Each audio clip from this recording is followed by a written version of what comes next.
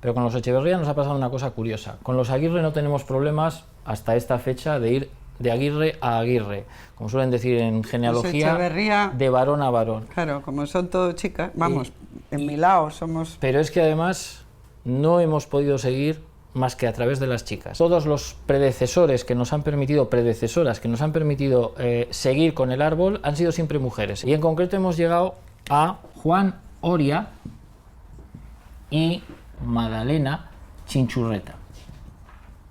¿En qué año se casan o qué sabéis de ellos? Se casan en 1671 en el municipio de entonces Esquioga, Ezkio Itsaso hoy en día. Es un municipio rural, es un municipio montañoso, era un municipio rural porque hoy de hecho es ya un municipio industrial en la zona. ¿Cómo se llama ahora? Ezkio Itsaso. Ezkio Itsaso. ¿Y antes se llamaba? Esquioga. Esquioga, pues ni por uno ni por otro debe ser muy pequeño, ¿no? Es un municipio muy pequeñito. No, sí. Veamos cómo vivían en aquella aldea guipuzcoana y en pleno siglo XVII tus antepasados. Tenemos el documento en el que se establece lo que él aporta al matrimonio y lo que ella aporta al matrimonio. Y con lo que nos encontramos es con una familia campesina, son inquilinos, no son propietarios del caserío en el que viven y tienen unos recursos muy escasos. Ezkio Itsaso es un municipio que era rural en esa época, más pastoril que ganadero, y entonces probablemente pues bueno, están viviendo eso humildemente en un caserío. El dicho Juan de Oria, dijo que daba al dicho Ignacio de Oria, su hijo, para este matrimonio, fanega y media de trigo. Fanega y media, bueno, la fanega es unidad de volumen, equivale a unos 75 litros de trigo. ¿Kilos serán? No, litros, porque lo consideran volumen. Y entonces, al margen de lo que pese ese trigo, ellos lo miden con unas artesas. Y otro tanto de maíz, 2 ovejas, un par de layas, es decir, la laya es un instrumento para arar cuando no tienes tiro, cuando no tienes bueyes para tirar del arado.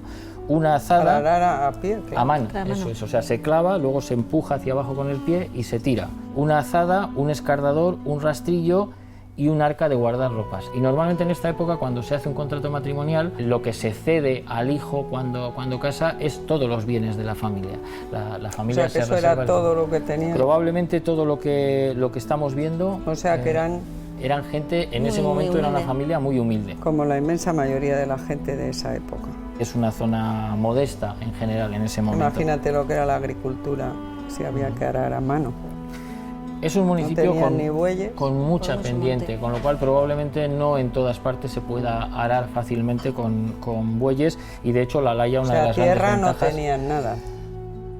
Tendrían en arrendamiento, es decir, vivirían en un caserío que incluiría unas pequeñas tierras. No tienen propiedades. Josefa de Mendizábal, la madre de la novia, porque es viuda esta mujer, daba a Josefa a su hija en dote una cama cumplida al uso de la tierra, 2 arcas, una mayor, una oveja con su cría, un par de layas, una azada, un escardador. ¿Ese contrato dónde está? ¿Dónde se...? Esto se hace ante notario. Ante notario. ¿Ya entonces, existían los notarios? Sí. En el 17, y entonces esto está pues, en el archivo de protocolos de Guipúzcoa, es decir, se conservan los registros notariales y afortunadamente pues los hemos encontrado aquí. ¿Es una letra fácil de leer de aquella época? No es difícil. Este sería la U, la han hecho como una V, una hoz, un rastrillo, una hacha y un iugo de junta, que es, aquí por ejemplo se ve la mitad correas, eso es, y la mitad del agosto. ¿Del agosto qué será? Que este año el agosto es la cosecha. La cosecha. Cuando agosto es la cosecha. Eso es. La mitad que se haya cogido este año en la casa de Sarrieri. En esa casa es donde van a vivir, que es el caserío. Eso es el caserío donde vive ella. Entonces van a vivir como inquilinos, pero en el caserío. Suegra que era viuda. Exactamente. Y entonces le cede la mitad del agosto siempre y cuando paguen la mitad del arrendamiento. Bueno, y hemos hecho un resumen gráfico de lo que entre los dos aportan al matrimonio, y es las 6 medias fanegas. Esta es la artesa con la que se miden las fanegas de trigo y de maíz, 4 layas, un par de escardadores, las 3 arcas, la hoz, la mitad de la cosecha que se coja, que siempre es un poco relativo, 4 ovejas. 4 ovejas, 2 azadas, Yo 2 había oído una rastrillas, oveja con su una cría. oveja con su cría y 2 ovejas que aporta él. Entonces ya son 4, aunque una sea una cría. Una cama, un hacha y algo que no hemos mencionado, 80 ducados. ¿80 ducados era dinero entonces? 80 ducados era ya una cantidad de cierta importancia. En ese momento la moneda más habitual es el real. Un ducado equivale a 11 reales, o sea que 80 ducados son 880 reales. Ya es una cantidad importante que les iba a permitir durante año y pico, 2 años, salir adelante. ¿Y dónde sale ese dinero teniendo en cuenta que las propiedades y las pertenencias de las 2 familias no son muchas? Pues sale de algo que es bastante habitual en la época, muy especialmente en Guipúzcoa, es más habitual en Guipúzcoa que en otros sitios, fundaciones piadosas. Es decir, hay 2 personas que han creado unas fundaciones para pagar dotes a doncellas pobres, a veces son doncellas huérfanas, ella reúne la condición, es huérfana, de padre, claro. Entonces, normalmente son dotes que se pagan a doncellas pobres, huérfanas de la familia. Entonces, lo que sucede es que hay alguien de esa familia que tiene, ha triunfado, tiene su fortuna, y entonces a ella le llegan 40 ducados por un lado de una de estas fundaciones y 40 ducados por otro lado. Vamos, que es de caridad, vamos a decir. Es caridad. Bueno, aquí ves, así bien, traen dote, otros 40 ducados de dotación. Que pertenecen a la memoria, obra de piedad, no sé qué, no sé cuántos, fundó, Aranzadi, eso es, Barrera, para casar doncellas huérfanas, eso es, pobres, de buena fama y opinión. Esto es muy importante, no tiene que tener mala fama. ¿Cómo demostrar que una doncella en ese siglo XVII tuviera buena fama? Pues debía de ser muy fácil, porque la que no tenía buena fama, pues, ¿no? Supongo que simplemente la opinión era que descartar la mala fama. Eso. ¿Y dónde van a vivir? Van a vivir en el caserío Sarriegui, que es este caserío. ¿Ese es el estado actual? Este es el estado actual, y como ves es un caserío Madre modesto. mía. No, que es que se está cayendo, pero este sería una maravilla si lo arreglaran. rehabilitan, Muy bonito. ¿Te imaginabas unos orígenes tan de la Guipúzcoa profunda, rural, Esperanza? Por supuesto, lo que pasa es que yo me lo imaginaba en Echeverría. El caserío Sarriegui no es la casa solar de la familia, sino simplemente uno de los hogares por los que habéis transitado a lo largo de los siglos. En Escrichaso vais a estar 4 generaciones. Vais a estar hasta 1767, que es cuando vais a cambiar de sitio.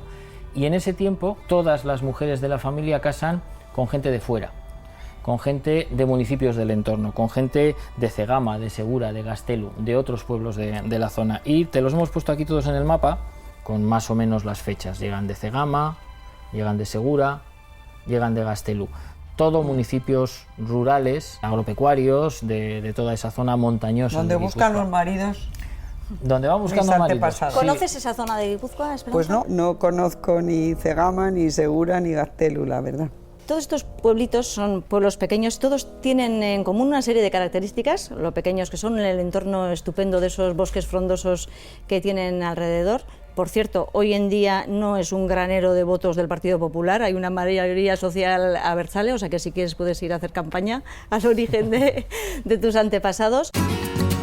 Esperábamos una reacción espontánea y ocurrente como las que suele ofrecer Esperanza, pero no siempre se consigue lo que se desea. Da la sensación de que poco a poco van mejorando, van prosperando. Porque en 1768 Bernarda Goiburu, esa predecesora tuya, casa con Sebastián Irastorza del comercio de la villa de Tolosa. Es decir, que ya habéis abandonado el mundo rural, habéis llegado al mundo urbano. Pasamos del sector agrario al sector servicios. Al sector servicios, eso es, y a partir de ahí vais a estar ya siempre en las villas, en Tolosa y más tarde directamente ya en San Sebastián. Y tienen una hija, entre otras, que es Antonia Irastorza Goiburu. Casa con otro comerciante que es Ramón Elorrio, que ya no es solo comerciante, es uno de los personajes importantes de Tolosa en ese momento, sí. Es el propietario del puesto de postas, es decir, todas las diligencias y carruajes que pasaban por Tolosa tenían que hacer escala en sus instalaciones. Tolosa es un núcleo de comunicaciones importante y además que Tolosa está, pues dicho desde Madrid, en la carretera de Francia, es decir, Tolosa es la Nacional 1 y entonces hay un tránsito muy importante. eso va a generar mucho dinero. Entonces, ¿Pero ellos, por qué? Porque cambiaban los caballos de ellos las eran los que cambiaban los diligencias. caballos, los que cambiaban los Y no carros, si era podían necesario. hacerlo otros. No había competencia. Tenían el monopolio. De aquí tenemos a Antonia Esa era Moñá, sí. Echeverría.